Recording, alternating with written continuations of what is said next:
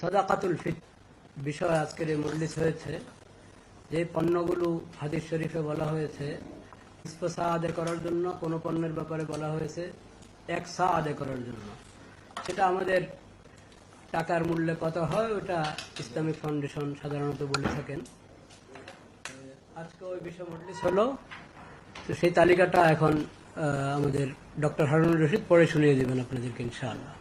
ওটার মধ্যে যে নোটটা দেওয়া আছে শেষে, ওই নোটটা হলো সবচেয়ে গুরুত্বপূর্ণ, যেটা ভালোভাবে জানা দরকার এবং প্রচার করা দরকার।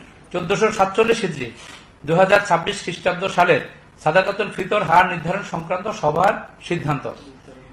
এবছর সাদকাতুল ফিতর হার নির্ধারণের জন্য ইসলামিক ফাউন্ডেশনের বিভাগীয় কার্যালয় সমূহের মাধ্যমে দেশের বিভিন্ন অঞ্চল থেকে উন্নত মানের গম, আটা, যব, খেজুর, কিশমিশ ও পনির এর খুচরা ও পাইকারি স্থানীয় বাজার দর যাচাই করে সাদাকাতুল ফিতর হার নিম্নরূপ নির্ধারণ করা হলো। গম বা আটা দ্বারা সাদাকাতুল ফিতর আদায় করলে তা হবে অর্ধ সা বা 1 কেজি 650 গ্রাম। প্রতি কেজি 65 টাকা দরে সাদাকাতুল ফিতর হবে 110 টাকা। জব দ্বারা সাদাকাতুল ফিতর আদায় করলে তা হবে 1 সা বা 3 কেজি 300 গ্রাম।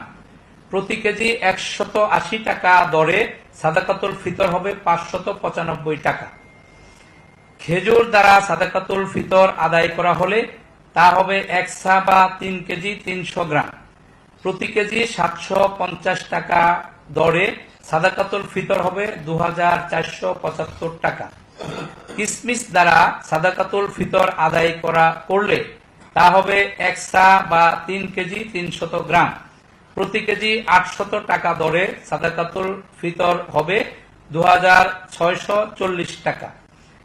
পনির দ্বারা সাদাকাতুল ফিতর আদায় করলে তা হবে 1 সা বা 3 কেজি 300 গ্রাম। প্রতি কেজি 850 টাকা দরে সাদাকাতুল ফিতর হবে 2805 টাকা। উল্লেখ্য, যে কথাটি আমাদের সভাপতি মহোদয় বলেছেন গুরুত্ব সহকারে, দেশের বিভিন্ন অঞ্চলে উপরোক্ত পণ্যসমূহের স্থানীয় বাজার মূল্যের তারতম্য রয়েছে। তদ অনুযায়ী স্থানীয় মূল্য হিসাব করে তা পরিশোধ করলেও সাদাকাতুল ফিতর আদায় হবে। মুফতি মোহাম্মদ আব্দুল মালেক, খতিব, বাইতুল মোকাররম জাতীয় মসজিদ ও সভাপতি, জাতীয় সাদাকাতুল ফিতর নির্ধারণ কমিটি।